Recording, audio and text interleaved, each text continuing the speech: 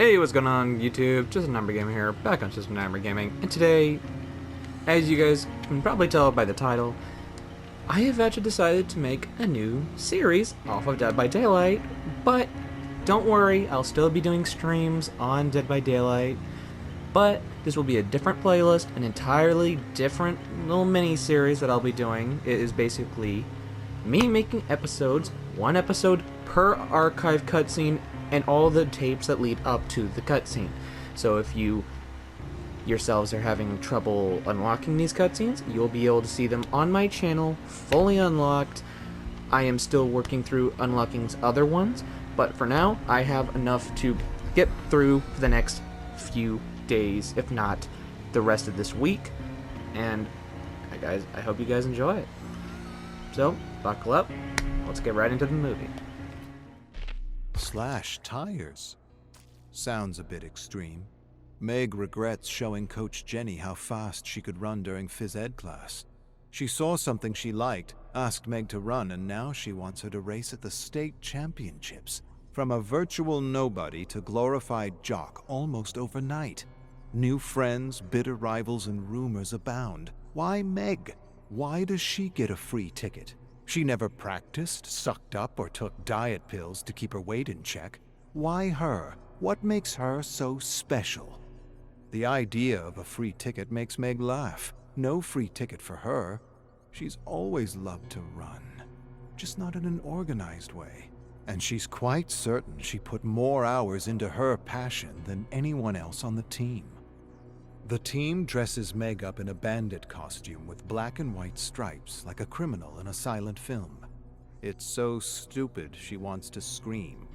Two team members argue over the costume and finally decide on dropping the cliché bandit look for a more contemporary supervillain costume.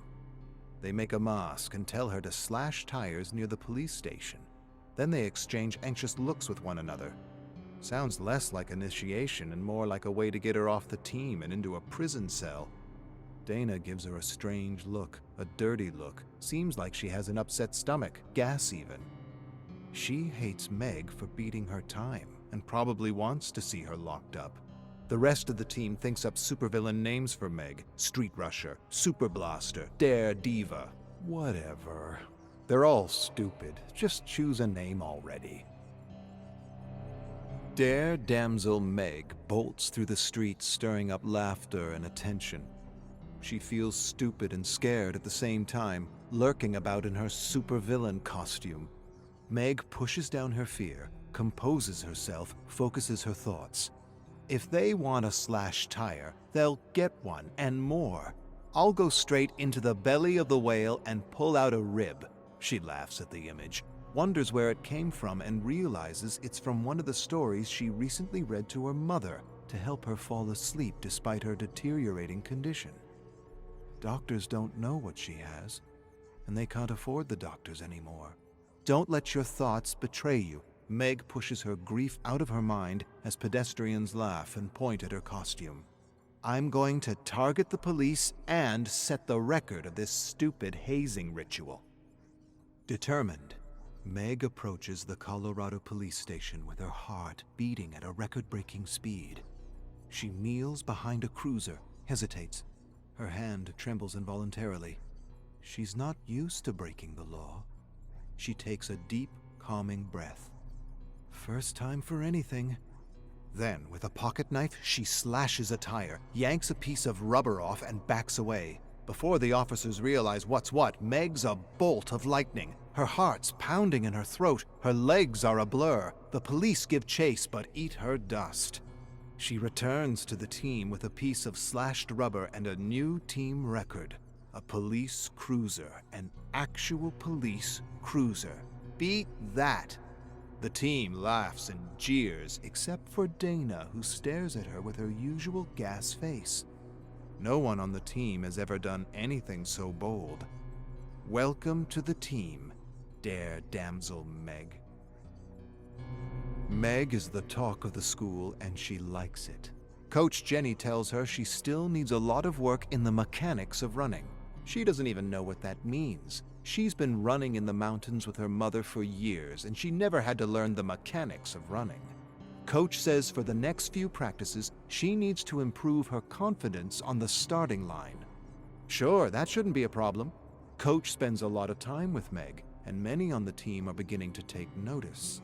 Dana makes snide remarks in the shadows about Meg's body being disproportional, about Meg having beginner's luck, about how Meg's legs seem disproportional to her torso.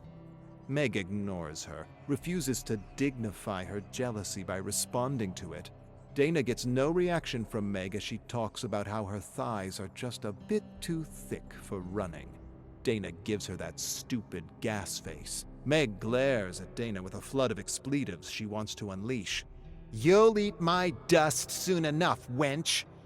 Meg suppresses her anger and smiles politely, thanking the wench for her concern, telling her she's confident her so-called disproportional body and thick thighs will prove advantageous at the championship.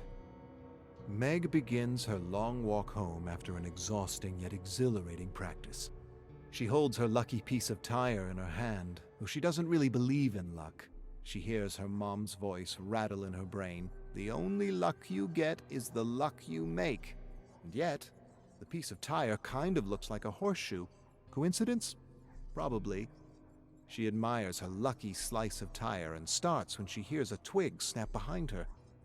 Before she realizes what's happening, she's thrust to the ground by a shadowy figure who stomps on her ankle. Terrible pain shoots up her spine, and she screams for help as the shadow bolts away. Meg screams in agony as she desperately scrambles to her feet. As soon as her wounded foot touches the ground, another sharp pain rushes through her like wildfire, and she collapses. She closes her eyes, gathers herself, suppresses her pain, and reaches around for something, anything, to support her weight.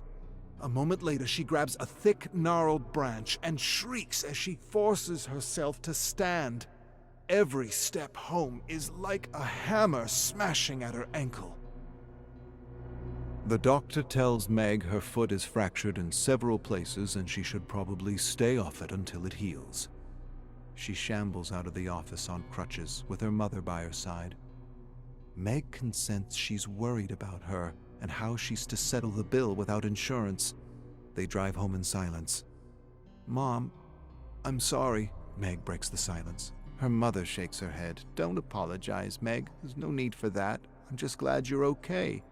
Could have been a lot worse." Meg nods and replays the assault over and over again in her mind. The push, the kick, the stomping. Nothing about what happened makes sense. The perpetrator didn't mug or try to steal anything from her. Meg's mother breaks the silence and asks if she remembers anything about the man since they spoke to the police. Meg shakes her head. "I'm not even sure it was a man." Meg confides in her mother at the kitchen table. She's convinced Dana arranged for someone to wound her to discourage her from running. Anger overwhelms her and she says things she wouldn't normally say. "I want her dead. I want to crush her like a bug. I want her to burn in fucking hell. I would have won that race." Her mother listens to her without judgment and waits for her to calm down. "You're very upset and I understand, but don't. Don't stoop to her level. Don't let her turn you into what you're not. You want revenge? Best revenge is success. Let her know you're the best, even at your worst, and that will be her worst freckin' hell." Meg narrows her eyes on her mother. Her mother squeezes her hand. "If you think you're beaten, you are. If you think you can't, you can't.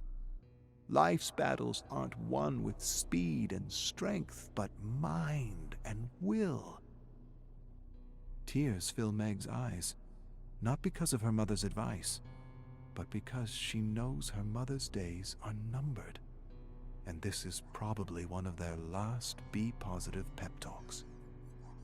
Her mother hands over a box she pulls from under the table. Meg lifts the lid to reveal a black dress unlike anything she's ever seen or worn. Before she can say anything, her mother laughs. "Not only will you win, but you'll be the jewel of the after party." Meg feels a lump growing in her throat. Don't lose all your strength focusing on the negative. Her mother used to be a competitive tennis player. All Meg heard growing up was stories about Billie Jean King. Meg waits for the listen to win pep talk she's heard so many times she's lost count. Her mother relates how she would listen to a radio broadcast of King's game to steer her mind away from fear and negativity. Fill your brain with success so there's no room for anything else. She's prepared a special mix for Meg on her pod. Meg takes the pod and stares at it a moment. A long moment. Then she leaps across the table and embraces her mother and never wants to let go. Meg listens to a radio broadcast as she enters school. Fastest runner ever. The Buckeye Bullet taking the gold at the Olympics despite every mental and physical obstacle leveled against him. She listens to the same broadcast over and over again. Fill your head with wind so there's no room for fear or doubt. Coach approaches Meg as she puts her pod down beside her. I heard a nasty rumor that Dana may have had something to do with your leg, and I've decided to pull her from the race.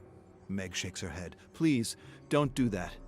I'm going to beat her, Coach, and I'm going to win. Coach's eyes widen. You're going to do what? You didn't just say you're going to win. You're not actually thinking of running on that foot. Meg hesitates, then lies.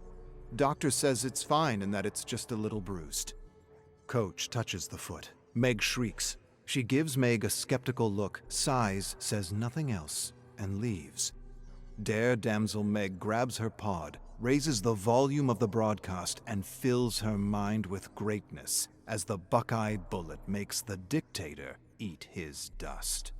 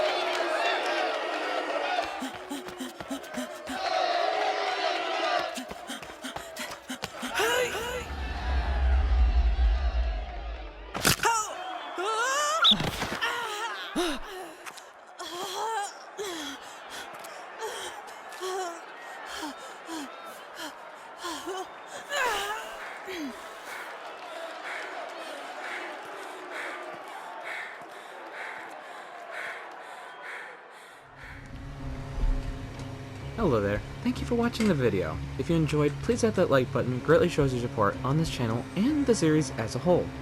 Also, if you are new to the channel, why not hit that subscribe button to stay up to date on all foreseeable content and in the foreseeable future. And with that being said, I will see you in the next one. Goodbye, everybody.